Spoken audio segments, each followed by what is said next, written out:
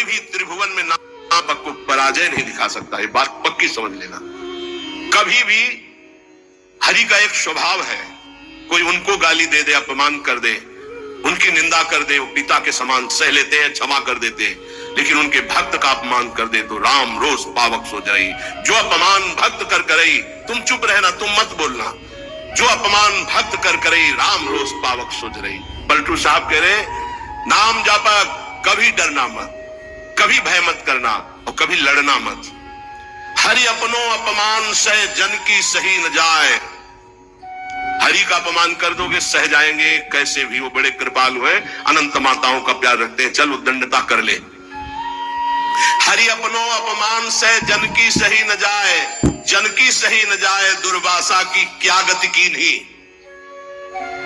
महान तपस्वी, दूब का रस पीने वाला, बलकल की लंगोटी लगाने वाला, उनको ये भ्रम हो गया कि चक्रवर्ती सम्राट रानियों के बीच में रहने वाला मेरे से बढ़कर भजनानंदी कैसे हो सकता है।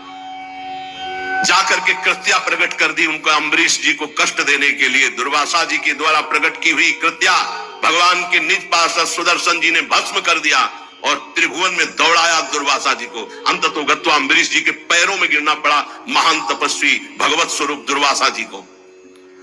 जन की सही न जाए, दुर्वासा की क्या गति कीन्हा, और भुवन चतुर्दश फिरे सबे दुरियाए जो दीन्हा। सबसे पहले भाग कर गए भगवान शंकर की शरण में, क्योंकि भगवान शंकर के अंश से प्रकट हुए दुर्वासा जी है। भगवान शंकर ने कहा, मैं हरि का द्रोह करने वाले को तो विचार पूर्वक रास्ता बता सकता हूं, लेकिन हरिदास का, भगवान के भक्त का द्रोह कर दे, ये मेरी सामर्थ्य नहीं कि मैं इस समय सुदर्शन को प्रार्थना करके रोक सकूं या तुम्हें कैलाश में रख सकूं। तुरंत यहां से निकलो। सबे दुरियाए जो दीन्हा, ब्रह्मा जी के पास गए। ब्रह्मा जी ने कहा तत्काल निकलो, नहीं सुदर्शन चक्र अनर्थ कर देगा ब्रह्मलोक में। हरि के पास गए और कहा आपका एक व्रत है कि मेरी शरण में चाहे जितना बड़ा अपराधी आ जाए मैं कभी त्यागता नहीं हूं। तो भगवान ने कहा अपराधी कितना भी बड़ा चराचर जगत का हो मैं उसे शरण दे सकता हूं, लेकिन मेरे भक्त का अपराधी, उसके लिए कोई गुंजाइश नहीं। अब ये सुदर्शन मेरी आज्ञा में नहीं है। अगर अम्बरीश जी कह देंगे तो ये सुदर्शन शांत हो सकता, अन्यथा नहीं। भाग के अम्बरीश जी के चरणों में आना पड़ा। पाही पाही करि परे जबे हरि चरण न जाई, तब हरि दीनी जवाब मोर बस नाही गुसाई। मोर द्रोह करि बचे करो जन द्रोहक नासा, माफ करे अम्बरीश बचोगे तबे दुर्वासा। मेरा अपराध कर दे तो मैं क्षमा कर सकता हूं, भक्त का अपराध कर दे तो नहीं। इसलिए जाओ, अगर अम्बरीश जी क्षमा करें तो क्षमा हो सकती है। तो पलटू द्रोही संत कर तिनय सुदर्शन खाए, हरि अपनो अपमान से जन की सही न जाए। इसलिए निर्भय निश्चिंत होकर के निरंतर नाम जप करो। श्रीपाद प्रबोधानंद जी कह रहे मत करो, ऐसा कोई कर्म मत कर जिससे तेरी दुर्गति हो जाए। नावद, ऐसी कोई बात मत बोल जिससे तेरे को अपराध लग जाए। ये वाणी है अमोल, बहुत विचार पूर्वक बोलना चाहिए। विस्मरा शेष दृश्यम, भगवत प्राप्ति का स्वरूप है कि संसार और शरीर की याद न रह जाए। क्या कर, स्मर मिथुन महस्तत गौर नीलम स्मरार्थम। जिनका स्मरण करना परम मंगलमय है, ऐसे श्यामा श्याम गौर श्याम जोड़ी का स्मरण कर। संसार के संपूर्ण भोगों का विस्मरण हो जाए। कुछ मत बोल अपराध करने वाली बात, कुछ मत कर अपराध करने वाली क्रियाएं। सदैव गौर श्याम प्रिया प्रीतम का स्मरण कर। बहुजन समवायात दूर मुद विजया ही, बहुत लोगों से मिलना छोड़ दे। साधक को जिसको भगवत प्राप्ति करनी हो, ये प्रपंच कभी ना पाले, ये प्रचार प्रसार के चक्कर में न पड़े, प्रवचन के चक्कर में न पड़े। हमारी प्रार्थना मान लेना, भगत के चक्कर में न पड़े, पहले भगवान के चक्कर में पड़े। पहले भगवान के चक्कर में पड़कर माया चक्कर से मुक्त हो, फिर भगवान जो करवावे उनकी इच्छा की बात है। उपासक बिल्कुल सावधान रहे, तब तक मौन का आश्रय ले जब तक भगवत प्राप्ति न हो जाए। किसी के पास बैठने की बिल्कुल जरूरत नहीं है। चार उपासक बैठकर परस्पर बोधयंतः भगवत चर्चा कर लो, वो बात ठीक है, लेकिन दूसरे को उपदेश देने की गलती मत करना, नहीं तो फंस जाओगे। उपदेश देने की सामर्थ्य गुरुदेव जब आज्ञा करते हैं और वो भगवत प्राप्त हो जाता है तब, अन्यथा नहीं। अन्यथा तो जो तुम उपदेश करोगे वही तुम्हारे में प्रश्न आ जाएगा, फेल हो जाओगे। बहुजन समवायाद दूर मुदविजया ही, बहुत लोगों से मिलना जुलना, उनको उपदेश करना बंद कर दे साधक। भगवत प्राप्ति करने के लिए पहले मौन का आश्रय लेकर अपने को बिल्कुल किसी काम का साबित ना होने दे। बिल्कुल अक्षर अक्षर समझ लो। अपने को महान साबित मत करो, महान होते हुए भी अपने को अगला पगला साबित करो। चोरी चोरी चुपचाप निकल जाओ, कोई जान न पावे तुम्हारे पास भजन रूपी धन है, और भगवान को प्राप्त कर लो। फिर वो जब प्रकाशित करेंगे, फिर कोई तुम्हें परास्त नहीं कर सकता। बिस्तरे सब जग विमल कीरति, साधु संगति ना टरे। दूर मुद विच्य, दूर रहो इस समाज से। ये महापुरुषों के आदेश है, उनको समझो। दूर रहो। क्यों कह रहे हैं? क्योंकि अभी राग मिटा नहीं, आसक्ति मिटी नहीं, फिसल जाओगे, वहीं पहुंच जाओगे। जो छोड़ने के लिए निकले थे उसी में रम जाओगे।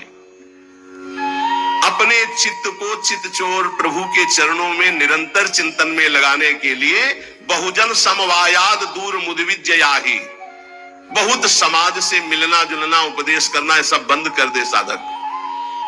अपने चित्त को प्रभु में लगाए और अपने को प्रकाशित ना होने दे। भगवत ऋषि जी ने भी कहा है, मौन रहे, जब बोले तो हृदय की ग्रंथि खोले, इतनी सामर्थ्य हो। हृदय का परिवर्तन कर दे, जिसके सामने बोले उसका जीवन परिवर्तित हो जाए। ये सिद्धों में होता है, क्योंकि वो उसी में रमण करते हैं। इसलिए हे प्रिय प्रिय निवसतु दिव्य श्रील वृंदावनांतः, अपराकृत चिदानंद में वृंदावन में प्रवेश पाने के लिए प्रगट वृंदावन का आश्रय ले लो। यहाँ आते जाते रहो या यहाँ वास करो, सत्संग सुनो और उसे अपने जीवन में उतारो। जब उपासक इस तरह की रहने में रहता है तो उसकी दशा क्या होती है, श्रीपाद वर्णन करते हैं। कहते कर निहित कपोलो नित्य मस्त्रोणि मुंचन, परिहत जन संगो रोचमानानुयान,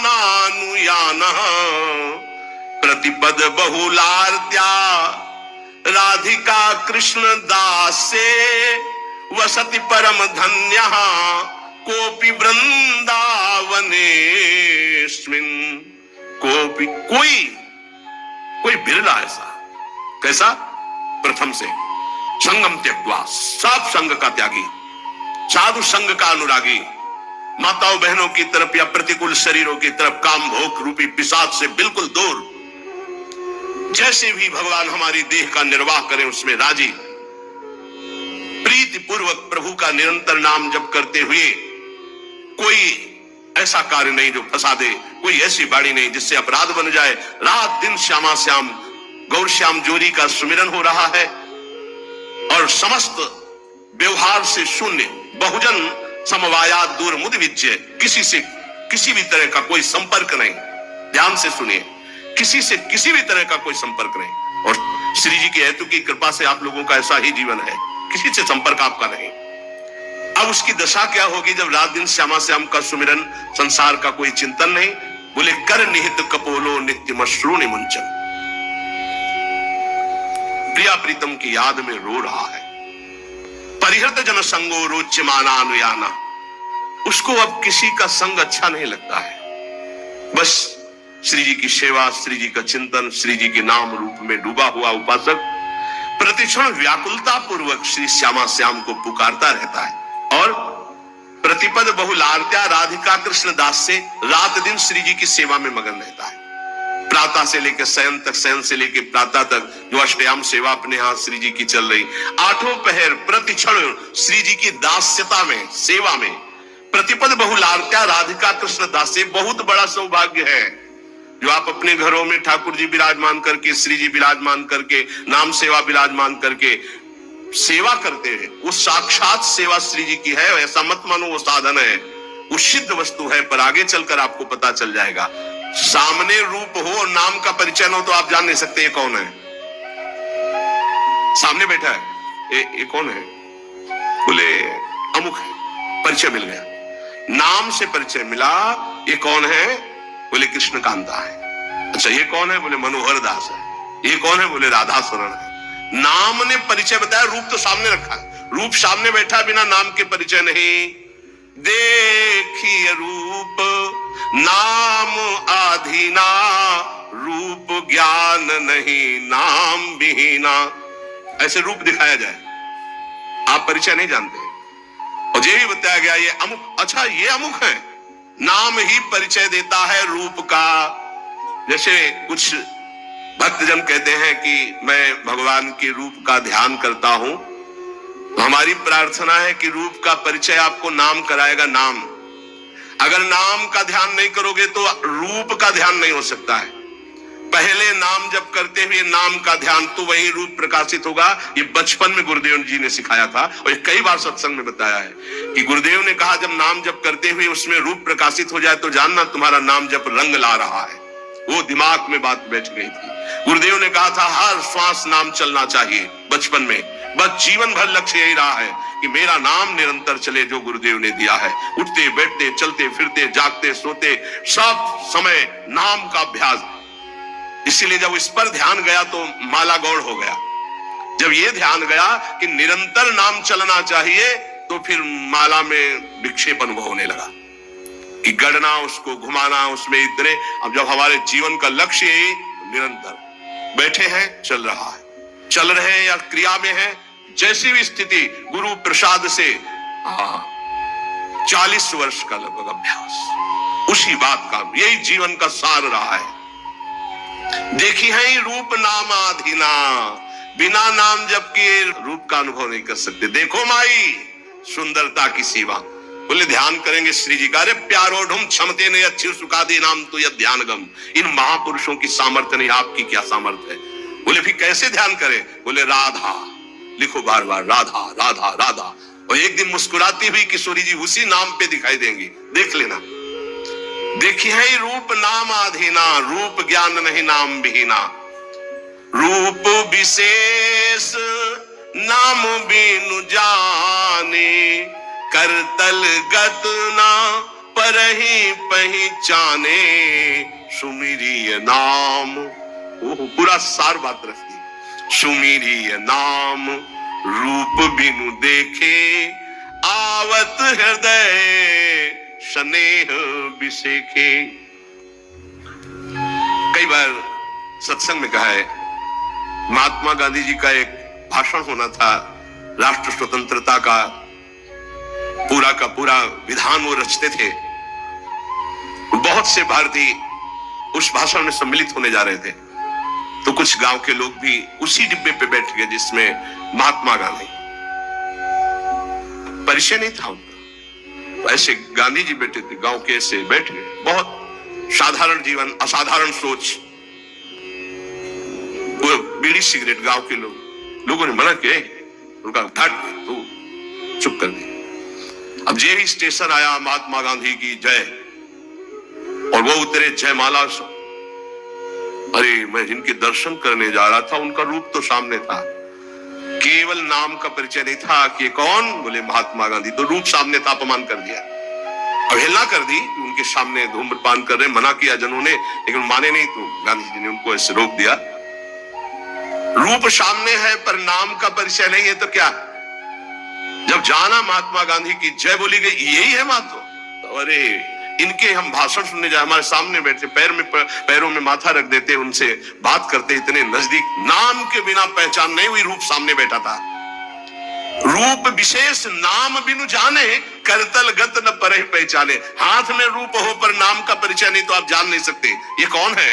जब नाम आया तब परिचय हुआ। तो ऐसे सुमेरिय नाम रूप बिनु देखे, आवत हृदय स्नेह बिसेखे। आप भाव से सुमिरन करो, राधा राधा राधा, तो ये नाम रूप को हृदय में प्रकाशित कर देगा। गोस्वामी जी कह रहे सुमरिय नाम रूप बिनु देखे, रूप देखा नहीं। और आपसे सच्ची कहते हैं, त्रिभुवन में ऐसी कोई स्याही नहीं बनी जिससे प्रभु के रूप की रचना की जाए। जिनकी नख कांति सहस्त्र कोटि सूर्य संप्रभा, हजारों करोड़ों सूर्य एक साथ उदय हो तो नख कांति के तेज की बराबरी। उन प्रभु को कैसे, कौन सी स्याही बनी है जिससे हम वो नीलिमा जो प्रकृति से अतीत सच्चिदानंद रूप आए। प्रभु कैसे सच्चिदानंद रूप आए, उस सच्चिदानंद रूप के लिए प्राकृतिक स्याही कैसे हो सकती है? जैसे उदाहरण में भगवान की श्रीअंग कांति कैसे, वो इसलिए नवीन जलधर, बस वर्षा होने वाली ऐसा मेघ, तो ऐसे हजारों बार मेघ देख लिए तो क्या हमें भगवत साक्षात्कार का आनंद मिला क्या? नहीं। भगवान की अंग कांति कैसे? श्री राम जी के लिए गोस्वामी तुलसीदास केकी कंठाभ नीलम, मोर की जो कंठ की नीलिमा है, बोले ऐसा कुछ। तो क्या मोर के कंठ की नीलिमा देख ली तो श्री कृष्ण की अंग कांति देख ली क्या? हरिजू की अंग कांति नहीं। ये सब प्राकृतिक है, उदाहरण ही नहीं बैठता। कैसे है वो? बोले कृष्ण कृष्ण कृष्ण रटो, वो जैसे के तैसे पूरे आ जाएंगे। करोड़ काम मूर्छित हो जाए ऐसे सुंदर हैं। तो ऐसी कोई स्याही है क्या? ऐसे करोड़ कामों को मूर्छित करने वाले श्री लालजू लाडली जू के रूप को देखकर प्रेम बेशुद्ध हो जाते हैं। उन लाडली जू के लिए ऐसी कौन गौर कांति है स्याही कोई ऐसी त्रिभुवन में? देखो कैसा रूप है। बोले पीता अरुण छल मनंत तडिल लताभाम, अनंत बिजलियों की कांति पीत और अरुणिमा लिए हुए। कौन सी स्याही है? एक बिजली को उतार के दिखाओ। प्रभु की जो रूप माधुरी है वो केवल नाम जानता, केवल नाम, राधा नाम जानता है, कृष्ण नाम जानता है। वो बड़े धन्य भाग उपासक है जो एक बात समझकर नाम का ध्यान करते और नाम का जप करते। तो बोले सुमिरिय नाम रूप बिनु देखे, आवत हृदय स्नेह विसेखे। नाम जपते जपते जब नाम में प्रेम हो जाता है, प्रेम पूर्वक जब नाम जपते हैं तो भगवान का रूप, प्रियाजू का रूप हमारे हृदय में प्रकाशित हो जाता है।